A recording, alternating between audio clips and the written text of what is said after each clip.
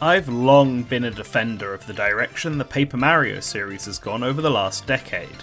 While the combat system has its flaws, Color Splash and especially Origami King are great adventure games with a ton of comedic moments, fun boss battles, and both offer cool environments to explore. But neither game was the one that got me into the series in the first place. That honour goes to Paper Mario The Thousand Year Door on the GameCube. And even though I really adore the latest entries in the series, this classic RPG was still my favourite entry. Naturally, when Nintendo announced the remake last year, I was thrilled.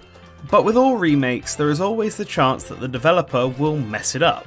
So, did Intelligent Systems and Nintendo crumple this remake in their attempt to laminate it for future generations?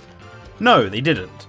The game is still as incredible as it once was. In fact, in my opinion, it is way better than it used to be, even if it's running at half the previous frame rate.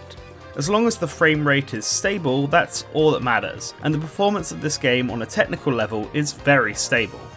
You probably don't need me to tell you that this remake is better than the original though. Visually, it's a clear upgrade with this cardboard cutout look for all the characters that matches the diorama vibe that the game has. Every character has new animations, including new sprites for when they face away, and the number of new expressions and little details that add so much personality to each scene is greatly appreciated. From an audio perspective, the entire soundtrack has been redone and is vastly improved in my opinion. But if you do prefer the classic tunes, then there's an option to swap back to them, contextualized in-game with the addition of an easily obtainable badge.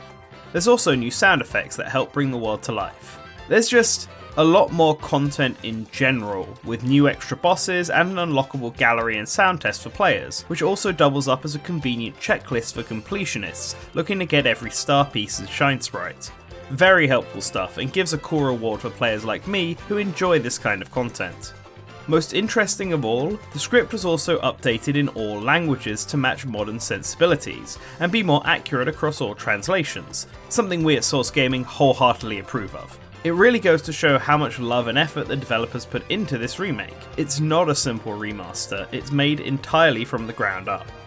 But I find myself wondering if they should have taken advantage of that fact more, because The Thousand Year Door is not a perfect game, and with how the series has evolved, some aspects of the original that were acceptable back then feel kind of archaic now.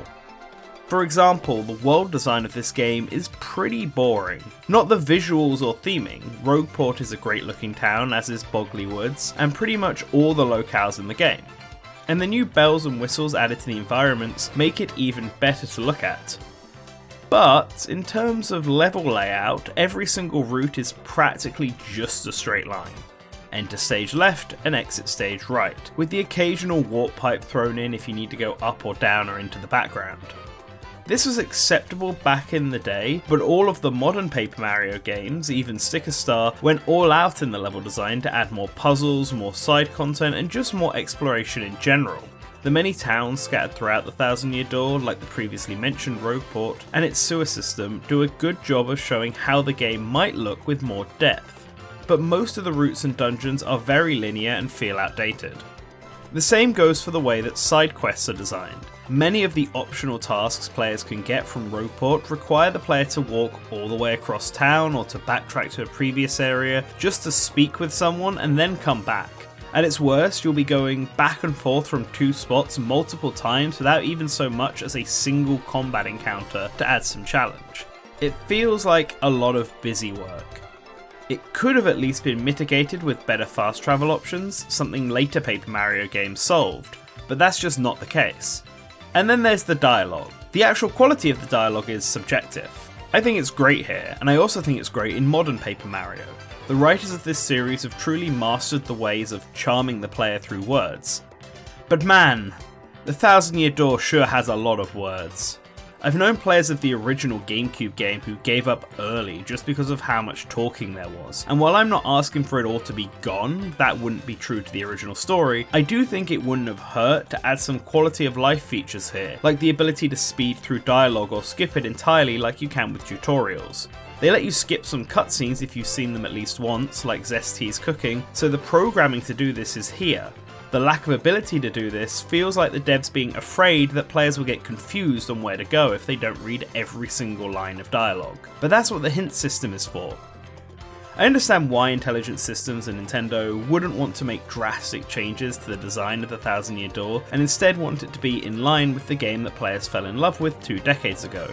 But they were willing to take some ideas from new titles, like the unique battle themes for each area, and they added even more hint options for players with the Battle Master and Ian Fumas, who gives advice on how to solve the side quests.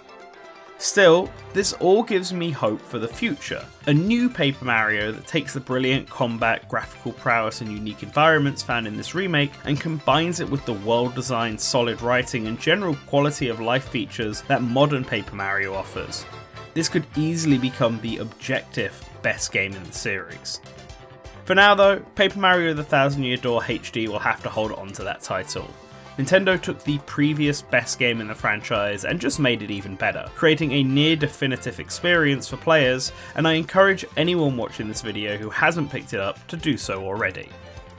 I want to thank Nintendo for sending us this game to review. I hope it has done them well. I also want to thank all of our patrons. The $5 plus tier are on screen right now.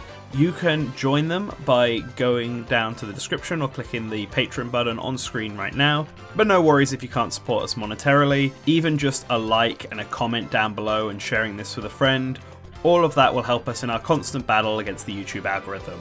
And subscribe so that you'll always remember to return to the source.